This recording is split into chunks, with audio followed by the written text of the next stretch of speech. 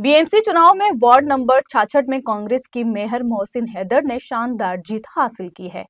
चुनाव परिणाम के बाद एक तरफ जहां मुंबई के मेयर को लेकर राजनीतिक रस्साकशी जारी है, वहीं दूसरी ओर जीते हुए नगर सेवक जनता के बीच जाकर उन्हें धन्यवाद कह रहे हैं।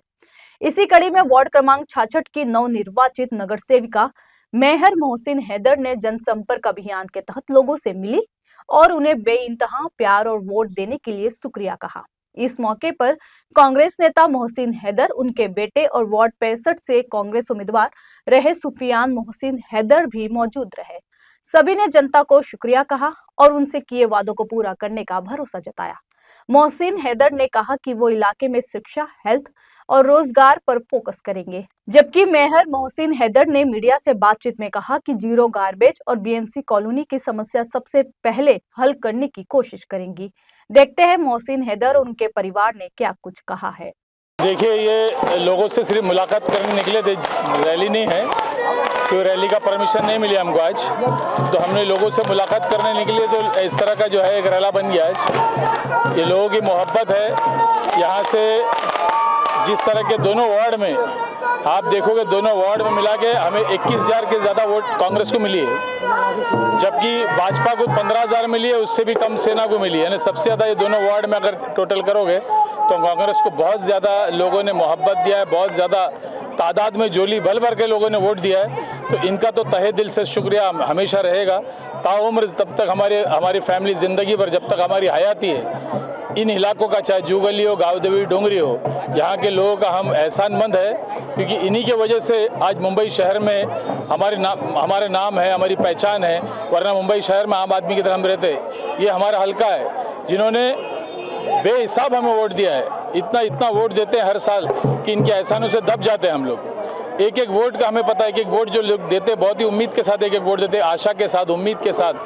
हमको एक एक वोट जिन्होंने दिया, उनके एक एक वोट का कद्र करना चाहिए, उनके एक एक ख्वाहिश जो है उनको पूरा करना चाहिए। उनकी जो है, हम कहीं भी, हमारी कोशिश रहेगी कभी भी वो ज़िंदगी में हमसे मायूस ना हो, हमसे खुश रहे। चाहे उनकी लड़ाई किसी भी हद तक हमें लड़ना पड़े, हम लड़ेंगे। अभी क्या बोलना चाहेंगे? लोगों में भारी तादाद में आपको वोट दिया है, आप पे विश्वास दिखा है, आप क्या बोलना चाहेंगे?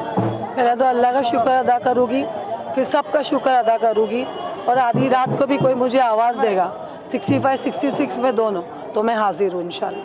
बस देखिए, गिरते हैं शह सवारी मैदानी जंग में, वो तुफल क्या गिरे जो घुटनों के बल चले। तो ऐसा है, मेरी लड़ाई किसी भी कैंडिडेट से इस बार लड़ाई हमारी थी नहीं। दोनों वार्ड में हमारी लड़ाई इलेक्शन कमीशन, पुलिस, पूरे सिस्टम के खिलाफ लड़ाई थी। आपने देखा किस तरह सुबह सुबह लोग परेशान थे, 5-5, 6-6 घंटा घूमने के बाद वोट दिया। तो इस बार जो दोनों वार्ड मिला के हमें, दोनों वार्ड मिलाकर जो 21,000 वोट मिले, वो जैसे मेरे वालिद साहब ने कहा कि एक एक वोट की कीमत मैं जानता हूँ, क्योंकि मैं वहाँ खड़ा था। लोग 4-4, 5-5 घंटा रुक कर एक वोट दिए, 1-1 किलोमीटर लोगों को चलना पड़ा, बुजुर्गों को चलना पड़ा।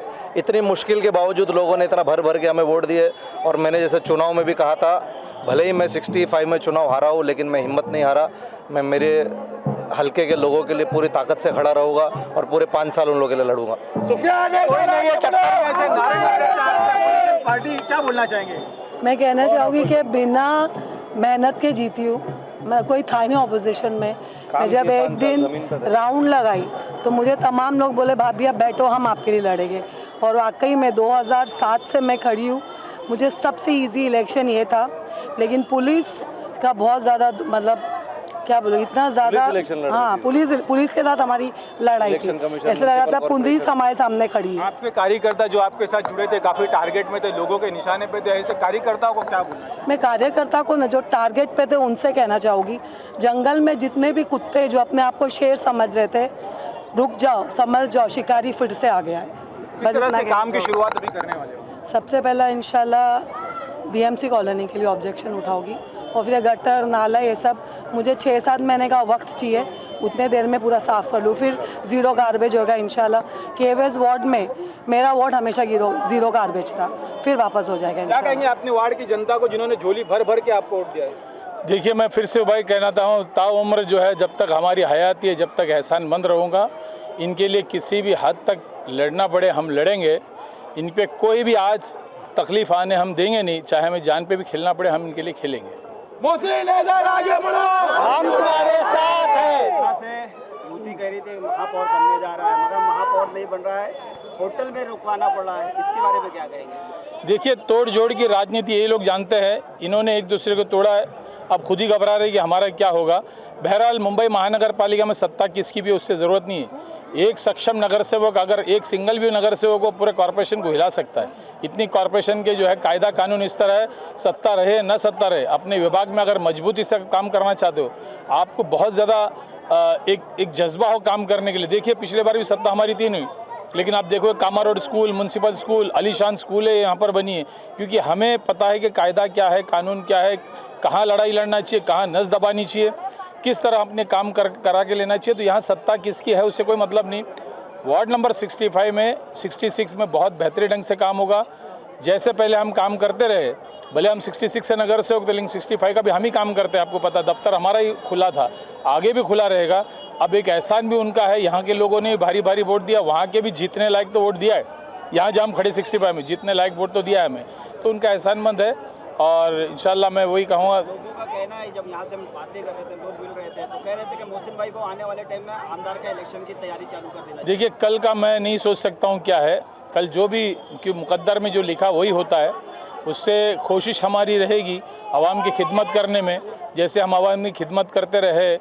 इज्तिमाई शादियाँ है, इस तरह के जो है SSC के बच्चों का प्रोसेस, हम एजुकेशन पर ज़्यादा तवज्जो करेंगे, क्योंकि हम जानते हैं हमारे मोहल्ले में आज जो एजुकेशन कमी है, अल्हम्दुलिल्लाह अब तो बहुत बच्चे पढ़ रहे हैं। उनकी पढ़ाई किस तरह करें, उनको एक एक बच्चों को कोई तकलीफ़ ना हो पढ़ाई में, वो हम ध्यान देंगे।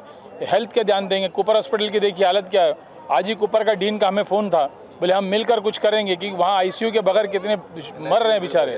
तो आज कुपर के डीन ने सामने से फ़ोन किया, हम उपस्थित करते हैं मुद्दा, तो सामने से फ़ोन किया कि हम आपके साथ देंगे, हमको मिलकर यहाँ कुपर के लिए कुछ करेंगे।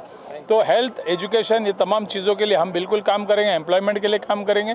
एक एक बच्चे का जो ख्वाहिश है, एक एक नौजवानों का, बहनों का, भाइयों का, बुज़ुर्गों का जो कारोबार रुक गया है, जो हॉकरों का देखो बेरोज़गार हो गए कई टाइम, कानूनी दायरे में, क्योंकि कायदा उनके हक में, लेकिन जुल्म उन पे हो रहा है। कायदे के हिसाब से उनको हक दिलाएंगे हम, ये तमाम चीज़ें हम करेंगे। बताइए। चैनल की तरफ से आपको, आप सभी लोगों को मुबारकबाद देते हैं, क्योंकि कंटिन्यू आपके साथ में खड़ा था तीनों चैनल। नहीं, बिल्कुल, ये तीनों चैनल हमेशा आवाम के लिए आवाज़ उठाई है, कभी भी जो है पैसे के लिए काम नहीं किया है, आवाम के लिए आवाज़ उठाए, लोगों की आवाज़ उठाई है। मैं आपको काबिल तारीफ़ हूँ, तारीफ़ करना चाहता हूँ जो आप इस तरह का काम करते हो, जद्दोजहद करते हो, चैनल के माध्यम से भी लड़ाई लड़ते हो, आवाम की चैनल के माध्यम से भी लड़ते हो, इसके लिए मैं बहुत ही आपका शुक्रगुजार हूँ।